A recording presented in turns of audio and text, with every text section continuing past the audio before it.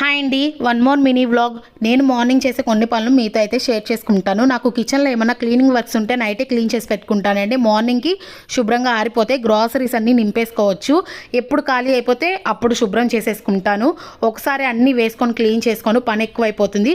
ఉప్పు జాడి ఇలా పోపు డబ్బా ఖాళీ అయిపోయింది. ఇంకా నీట్గా క్లీన్ చేసుకొని నింపేసుకున్నాను. ఇంకా మా వారికి తమలపాకులు, చిన్న అల్లం ముక్క, 2 వెల్లుల్లి తినడం అలవాటు.